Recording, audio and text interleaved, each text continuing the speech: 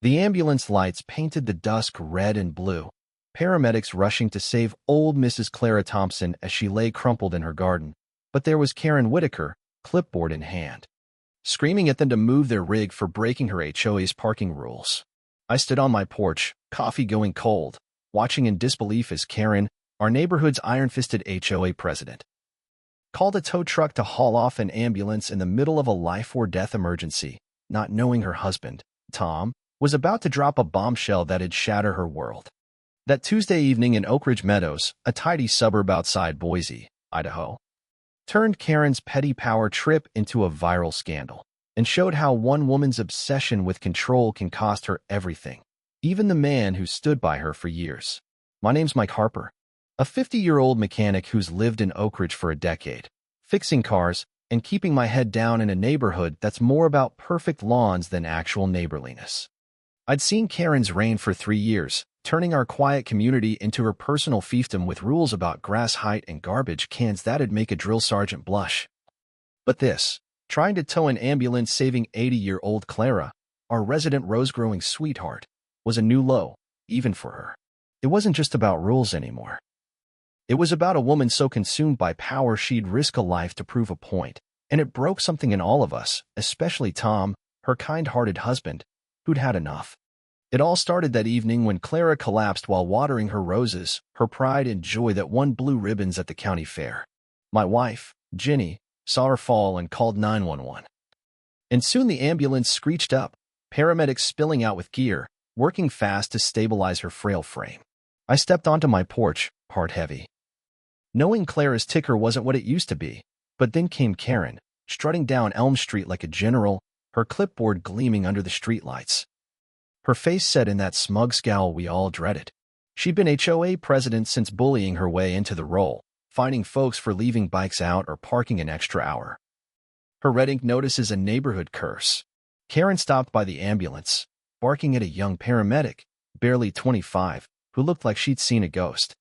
"Move this vehicle now. It's blocking traffic and breaking emergency parking codes," she snapped, her voice slicing through the chaos. The paramedic, hands full of 4 lines, pointed to Clara's house. Stammering, "Ma'am, we're saving a life," but Karen was already snapping photos of the license plate, dictating violations into her phone like it was a courtroom. Tom trailed behind her, his face a mix of shame and exhaustion, the kind you get when you've spent years making excuses for someone you don't recognize anymore. He's a middle school counselor, the guy who'd stay late to help kids with their problems, always with a smile that made you trust him, but lately, he looked like a man carrying a boulder. He touched Karen's arm, voice low. "Honey, let's wait. This is serious." But she shook him off, eyes blazing. "Rules are rules, Tom." Neighbors started gathering, the Garcias across the street, old Mr. Ellis next door, whispering, shaking their heads, their murmurs growing as Karen's voice climbed. I caught Jenny's eye, both of us frozen, wondering how to stop this train wreck, but nobody moved, not yet. Like we were all waiting for someone to break the spell. Then Karen made the call that'd haunt her. She dialed Quick Tow, her go-to for nabbing rogue cars, pacing like a caged lion, yelling, "I need this ambulance gone. It's unauthorized." The paramedic's face fell, radioing for backup, her voice cracking as she said, "We're delayed, HOA issue." Her partner wheeled Clara out, pale and hooked to oxygen, and my gut twisted, knowing every second counted. Tom stepped closer, pleading, "Karen, look at Clara, she could die." But Karen waved him off, focused on her clipboard. Her world narrowed to rules and power. The crowd's whispers turned to shouts, "Have a heart, Karen," and "Let them work." But she ignored us, her eyes locked on the tow truck rumbling up. Its driver, Joe, looking like he'd rather be anywhere else. Joe climbed out, scratching his head, staring at the ambulance, the stretcher, the flashing lights. Karen shoved a pre-signed towing form at him, her voice sharp, "Do your job, Joe. This is a violation." The paramedic rushed over, voice steady but desperate. "Please. We need 5 minutes," her heart's failing. Joe nodded, turning to Karen. "Can we wait till they're done?" But Karen went nuclear, jabbing her finger. "Tow it now, or I'll sue you and your company. We pay your retainer." Joe's shoulders slumped, and he started hooking up the ambulance, his hands slow, like he was praying for a miracle. The crowd roared, "This is insane. And you're killing her." and I felt my fist clench, wanting to storm over. But Jenny grabbed my arm, whispering, "Wait, Mike, something's gotta give." That's when Tom broke. He pulled out his phone, fingers flying, and stepped into the street, his voice cutting through the chaos like a blade.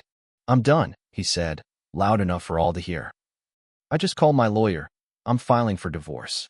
The crowd gasped, a wave of shock rolling over us, as Karen's head snapped up, her clipboard trembling.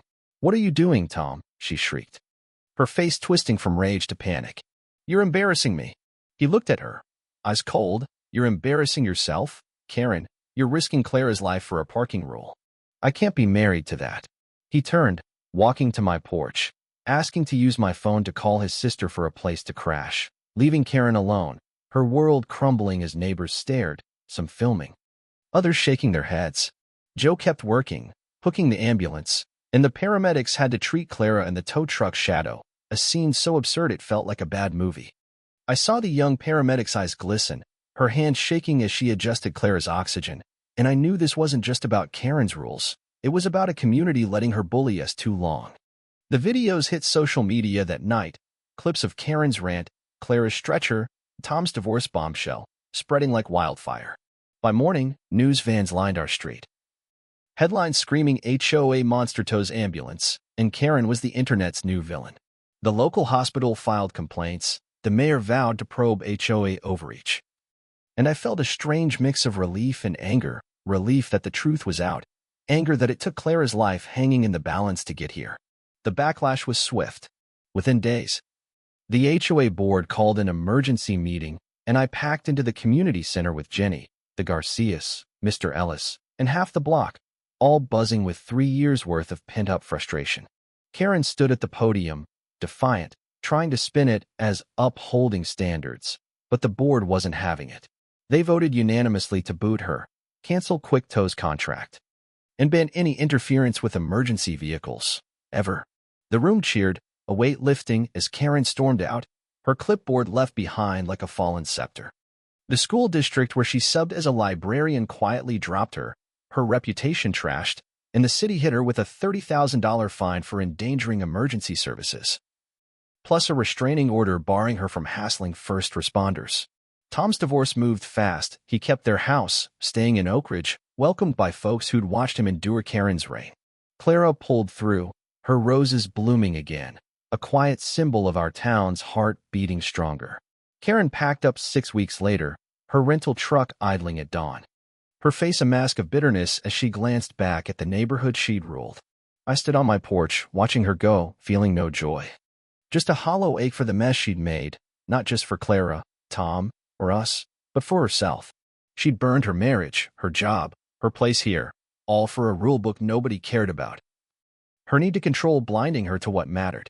Tom rebuilt, coaching the kids' soccer team, laughing at barbecues, his kindness a light we'd missed. Oak Ridge changed, the HOA eased up, letting folks plant wildflowers or leave toys out, hosting block parties instead of issuing fines. Jenny and I started a community garden, naming a rose bed for Clara, and it felt like we were finally neighbors, not inmates. But sitting on my porch now, Clara's roses glowing in the sunset, I can't shake the memory of that ambulance, those lights. Karen's voice cutting through the night. We stopped her, but it took a near tragedy to do it, and I wonder how many Karens are still out there, hiding behind clipboards, waiting to strike. Last week, a flyer hit my mailbox and signed, pushing new community standards, sounding like Karen's echo in fresher ink. I started oakregisteryes.com, posting our tale, now at 60,000 views, with folks sharing their own HOA nightmares, fines for flags, threats over kids' chalk. Karen's gone, but her kind isn't. What happens when the next bully slips in? Not telling ambulances, but choking freedom quietly? How do you keep a neighborhood alive when control creeps back? Drop a comment. Have you fought an HOA tyrant, stood up for someone, or seen rules crush compassion? What's your story, and how do we keep our roses blooming? Let's hold this ground together, because out here, community's only as strong as the heart you fight with.